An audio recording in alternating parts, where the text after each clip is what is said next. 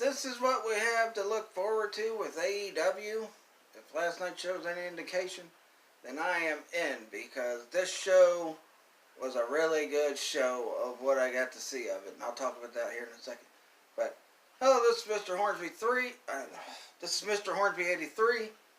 This is the Mr. Hornsby 83 show, and today I am reviewing the debut show of AEW Double or Nothing.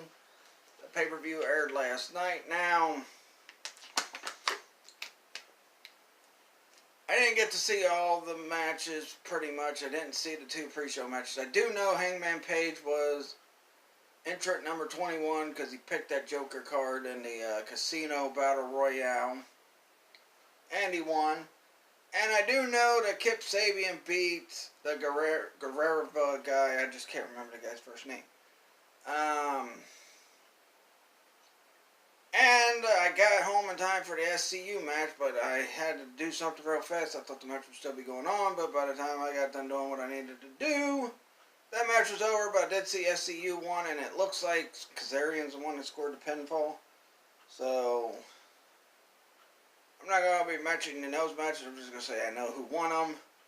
And I wish I would have got to see those matches, but I didn't get to. But I did get to see the triple threat match with Britt Baker, I think Kyrie something, or Kiri something, I can't remember the other lady's name. And then the big, the big lady, can't remember her name either. I had all the names fresh in my head earlier today, but, it's later on in the day and I'm kind of tired and it's been a long day. But before the match started, the triple threat match started, Brandy Rhodes came out. She was, doing the heel authority figure thing, kinda. And she said, I don't want this match to be good or great. I want this match to be awesome.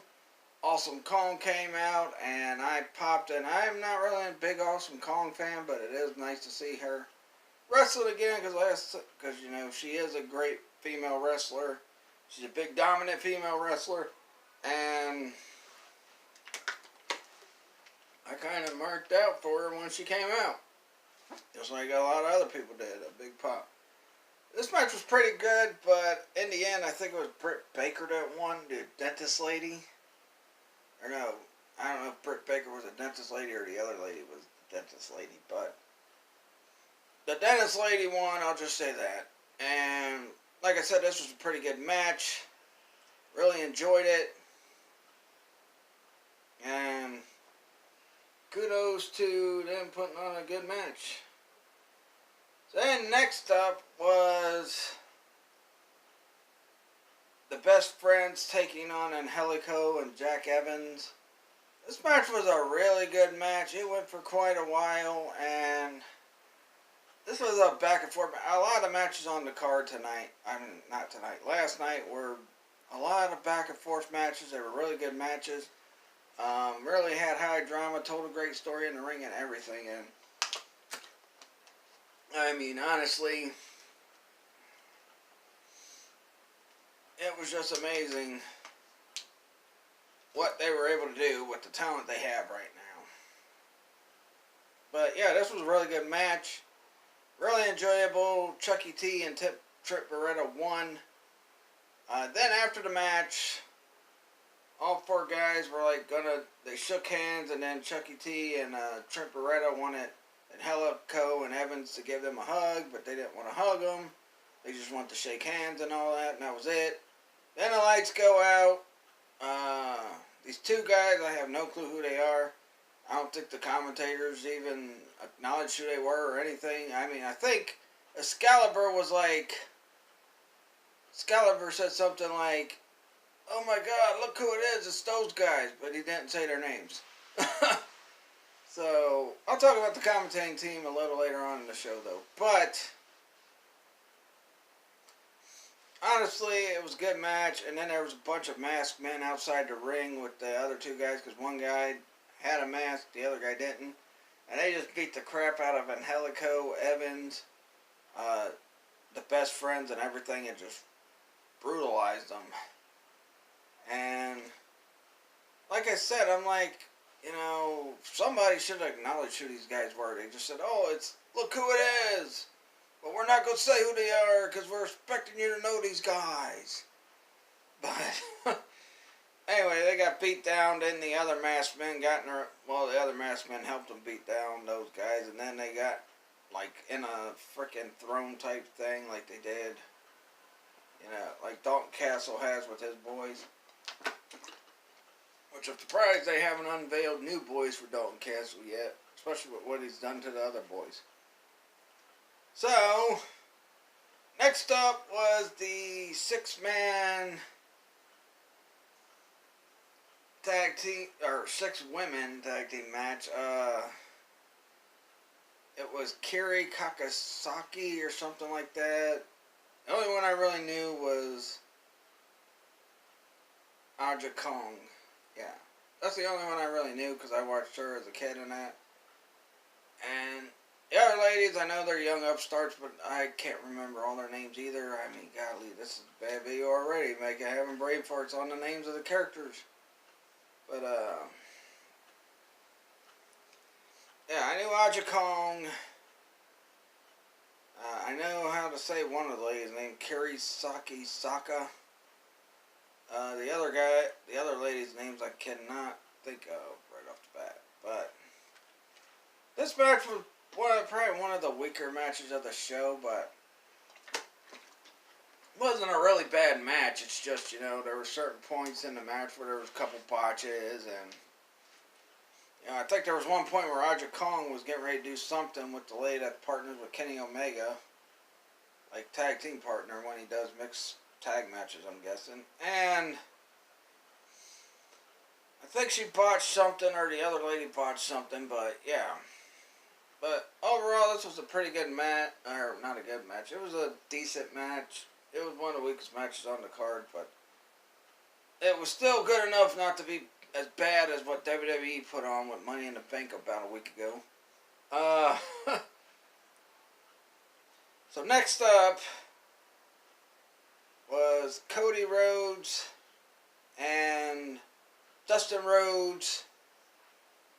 What a great match this match was. I mean, this match was so amazing. And it definitely toppled that freaking Fastlane match. You know, in fact, I had completely forgot about that Fastlane match until they kept bringing it up. But I do remember watching it when it originally happened. When it was Stardust versus Goldust, I believe. But on a Fastlane pay-per-view, but that's how bad that match was. It's so forgettable, so bad, you know, nobody cared about it. This match, on the other hand, was pretty good. And before the match started, we had Cody come out and, you know, there was a throne with the Triple H symbol on it. Cody walked up to it, sniffed it for a minute, then walked to the ring. And then, after that, he took his cape off. Brandy reached under the ring apron, gave him a sledgehammer. He went up, and he smashed the throne, well, the Triple H symbol.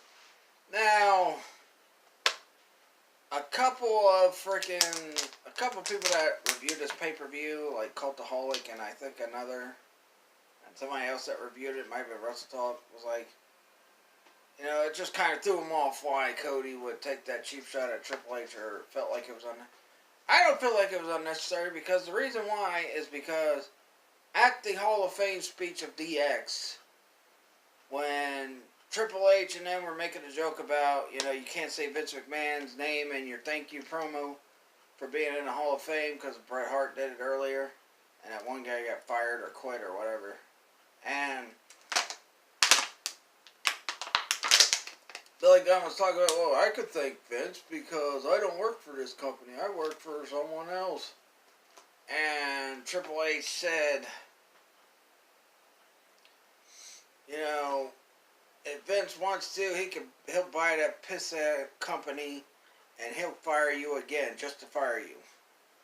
So, and then, before that joke, Triple H was talking about, well, I don't know what or how he was talking about how he was a COO and all that BS, and he's like, I don't know what an executive vice president is. I just think it's a word that people use to make themselves feel better. He was clearly taking cheap shots at freaking AEW. But yeah, people are throwing off when Cody's like, because Cody never got a chance to respond to it. Yeah, they kind of took cheap shots at it on being the elite, but Cody didn't get to take the cheap shot. It was the Bucks and Kenny Omega and that kind of took the cheap shot. But Cody was making a statement that, oh, you want to take a cheap shot at us? Here's a cheap shot at you. So that's why that happened. And I don't know why people are, and a lot of people were talking about it when they reviewed the Hall of Fame, and then they act like they don't know why Cody took a cheap shot at it. It's just, I don't know. Sometimes people will just forget stuff they say, and then they want to play it up for whatever reason. But yeah. So I understood why Cody took that cheap shot. And I don't blame him either. But yeah, this match was really good. Dustin started bleeding a lot. He was bleeding really bad. Continued on. Dustin did his version of the Crossroads. When he was doing the Crossroads, it was kind of like a suplex into a twist. Like twist suplex type of thing.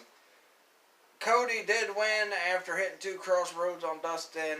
And after the match was over, he left at first, but then he got back in the ring because Dustin was sitting there, taking it in because everybody thought he was going to retire after this match. Taking in what the fans were saying, like, thank you, Dustin, and all that stuff. And he was getting emotional. Cody comes back in. And he's like, oh,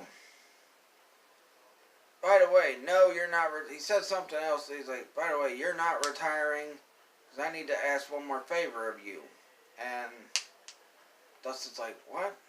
And Cody's like, now I put my name on a piece of paper for the next pay-per-view, which is Fight for the Fallen. And it's going to be me and a partner of my choice taking on the best tag team in the world, the Young Bucks. And he said, but you know what? He's like, I don't need a partner. I don't need a friend. I need my older brother. So he pretty much asked Dustin Rhodes to be his, partner against the Young Bucks. So we already know when the match for Fight for the Fallen is going to be. It's going to be the Young Bucks versus the Rhodes brothers. Which I think that's going to be probably a pretty good tag team match. And I can't wait to see it. And I think it's going to be pretty good. So anyway, after that, they both embrace each other, they leave, and they clean up the blood and all that stuff. And then I believe, actually, let's see. Yeah. So after that, we had the introduction of the new AEW World Championship, which, what happened was, wow, it was a pretty shocking thing what happened too. First off, that comedian guy came out again that was initially going to unveil the belt, but then he's like, oh, I can't get it out of the bag, but trust me, it's a nice belt or whatever, and you have to tune in to All Elite Double or Nothing this weekend. So he comes out, and then he introduces the guy that's going to unveil the AEW World Championship. And lo and behold, it was Bret the Hitman Hart. I'm like, wow. Bret Hart. So Bret Hart comes out with the bag, with the belt. They call out Hangman Page because he's going to be the guy that's going to fight, one half of the guys that's going to fight for the AEW World Championship. And before and after Hangman Page comes out, then MJF comes out. And by the way, right off the bat, I'm going to say MJF, plus I've seen what he's been doing on, being the Elite. MJF right now is probably my favorite heel in all Elite Wrestling right now because he was cutting an awesome heel promo. He cut it on freaking Hangman Page. And he cut it on Bret Hart, and he was talking about how, watch out, Bret, here comes that fan. Again, and laughing and, being silly. And then Bret Hart kind of laughed when, they panned the camera over to him. He was laughing about that a little bit when MJF said that. And then, he's dogging on Hangman Page. Hangman Page is like, come on, get in the ring. And then MJF's like, no, not tonight, blah, blah, blah. Walks up the ramp. And then here comes Jungle Boy, which, by the way, I thought Jungle Boy was the son of the lady that plays Jungle Girl on WoW, Women Are Wrestling. But that's not the case. He's actually the son of Luke Perry. I'm like, wow, Luke Perry had a son? I didn't even know. But then again, I don't keep up on actors' personal lives like that. No. As long as they are in something I like, which I never liked anything Luke Perry was in, except for maybe Buffy the Vampire Slayer movie, but that was that. Everything else I didn't really care. Well, he was in Six Elements at the beginning. Maybe The Mummy also. I don't know. But, yeah, I didn't know Luke Perry had a son. So, anyway, he comes out. He's like about to beat the crap out of him, but then MJF's like, yeah, I'm getting out of here. And then here comes Jimmy Havoc. And then, Hangman Page, Jimmy Havoc, and Jungle Boy just beat the crap out of MJF. Jimmy Havoc and Jungle Boy puts him through the fans and beats him up out of the, through the fans. And Hangman Page gets back in, Bret Hart. And at the time this is going on, Bret Hart unveils the belt.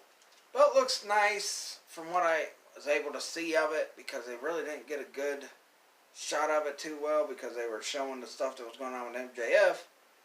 And they didn't have the camera zoomed in good enough. They did zoom it in close enough to where you could get a good idea of what the title looks like.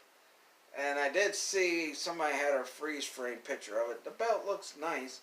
A lot of people are saying it kind of looks like the IWGP World Championship, or Heavyweight Championship. And actually, in a way, it kind of does, but you could tell it's not that same design, because it's got some extra stuff to it that the IWGP World Championship doesn't have. But I will say, initially, prior to the AEW World Championship being unveiled, that my favorite American World Championship was the Ring of Honor World Championship they're currently using. But now that AEW World Championship is now my new favorite. I really like how it looks and everything. And I can't wait to see who wins, and I'll talk about who's going to be the other half of that match to become the first AEW World Champion here in a sec. Alright, so next up we had the Lucha Bros taking on the Young Bucks for the AAA Tag Team titles. Now, the outcome of this I was hoping it'd be a different outcome, but, it still didn't affect what I felt about this match, because this match was really good as well. And one of the guys that really stood out in this match was Rey Fenix. And, this match was just a really good match overall. I thought them three main events were really good. Top of the line. And I really enjoyed this match. The Young Bucks did win with, the best Meltzer driver ever, or whatever it's called. I keep botching the name of that, but anyway. They won, they retained the AAA Tag Titles. Now, I was hoping, especially if they're going to be, because good and well, they're probably going to be the first team to hold the AEW Tag Team Championship. Well, World Tag Team Championships will probably be what they'll call them. But they're probably going to be the first team to hold the AEW World Tag Team Championships. Unless they do let the Lucha Brothers win them. But maybe they will go back to Mexico and lose the AAA. Maybe they'll go back to AAA in Mexico to lose the AAA tag titles to Penta and Rey Fenix. I think they should have had Pentagon Jr. and Rey Fenix beat the Young Bucks in this match. But, yeah, it was still a good match. And I didn't have nothing against the Young Bucks winning. I just think they should have just let the Lucha Brothers win. But, yeah. I guess it didn't matter either way. I mean, both teams are very popular. So next up, we had the main event. The winner will be the other half of the person to face in the match to become the first AEW World Champion. Chris Jericho versus Kenny Omega. And this match was good. Wasn't as good as their Wrestle Kingdom match, but it was still a good match. Now, one thing I want to point out about the commentary team before I get further in this was, first off, after Cody and Dustin kind of, agreed to be partners for Fight for the Fallen, and they had an emotional hug and all this emotional embrace, like they panned back up to JR, Excalibur, and I don't have no freaking clue who the other commentator was. But, JR made a joke about, oh, I'm not crying, I just got sinuses and something in my eye, and then you see, Excalibur put his fingers under his mask and kind of wiped the tears free. And I think they were doing that to play it up like they were really getting emotional about it, but maybe they really were getting emotional about it. Who knows? Because it was a good, nice moment between two brothers. So, before this match started, after Jericho came to the ring and then Kenny Omega came to the ring, JR says, Jericho's in the best shape that he's been in a while. And I don't know if JR's losing it or what. But last time I seen Jericho, yeah, he was kind of fat in New Japan. But he looks fatter than what he did the last time he wrestled in New Japan. And I cannot believe JR said that. But this was still a good match. Pretty much some of the same stuff they did in the first match against each other at Wrestle Kingdom 13. Or no, it was 12. Yeah, Wrestle Kingdom 12. And then all the other stuff, they did have a lot of different stuff too when they wrestled each other. But Kenny Omega, though, kept going for the one-wing angel, and Jericho kept blocking it. Now, before this match, they did show a promo of Jericho doing some MMA-style training and, preparing for this match with Omega. And he even said he had a new move for Omega for this match. Now, Kenny Omega went, I think he was going for another full Nelson snap suplex, like that full Nelson suplex he usually does. But Jericho, he didn't get his arms up. Jericho got his arms free, so he wrapped his arms around Jericho's waist, and he hit the elbow. And I like the name of the elbow that he's using. It's called the Judas.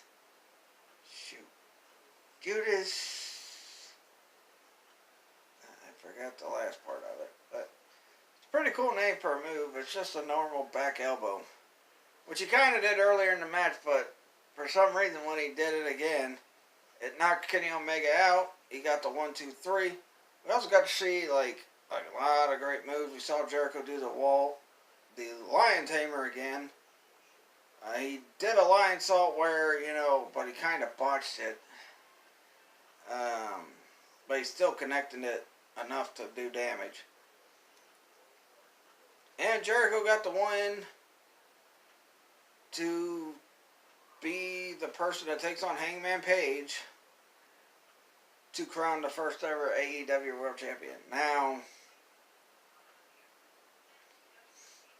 after this, what happened afterwards was pretty awesome, but Jericho got on the mic, cut a promo, which he kind of said in the promo package before the match, that he wants AEW to thank him because if it wasn't for him, their pay-per-view wouldn't have sold out.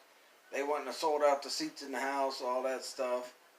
And then out of nowhere, the crowd starts going crazy, and then they pan the cameras to the audience, and you see Jon Moxley. I'm not going to call him that other word that he was in WWE.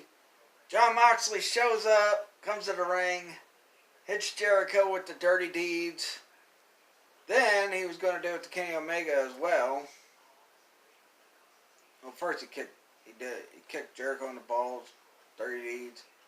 Then he was going to do it to Kenny Omega, but Kenny Omega, who was still, selling that he was knocked out from that new elbow, he finally revived from that and charged him out of the ring, and they started fighting up the ramp and all that. Then they climbed on top of the little chip prop they had. It's like a stack of chips. They climbed up that, started fighting up that. He hit a dirty deeds on top of that. Then he tossed Kenny Omega off of the top of it into a table. So, Jon Moxley's first feud in AEW. And oh yeah, it's confirmed. I know a lot of people have been joking about it, but Jon Moxley to AEW, confirmed now. Because he showed up after the main event and just destroyed Kenny Omega afterwards. So that's going to be a pretty good feud. I can't wait to see it. And like I said, if this is what we have to look forward to on TNT from AEW, I'm in. I'll be watching every single week. Because this show was really good. Even though they had a couple of weak spots in the show still delivered. Unlike Money in the Bank, where the biggest thing coming out of that was Brock Lesnar winning the Money in the Bank match. Unlike any other WWE pay-per-view, or honestly, in my opinion, any pay-per-view I've seen so far this year.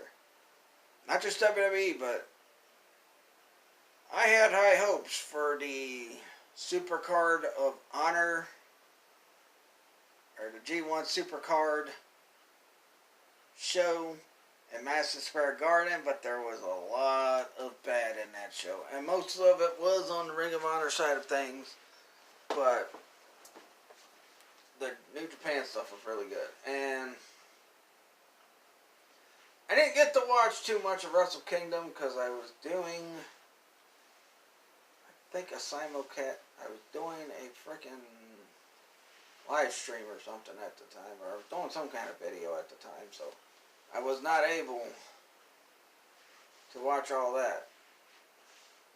But yeah, this was probably the best pay-per-view I've watched so far this year.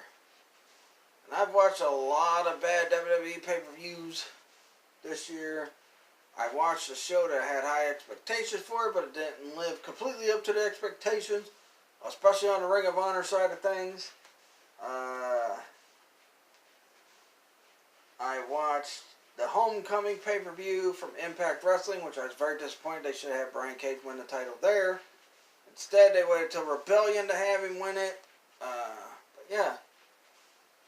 Overall, I really loved this show. The Moxley appearance was awesome. Awesome Kong coming back, even if it was for one night, was awesome. The new AEW World Championship looks awesome.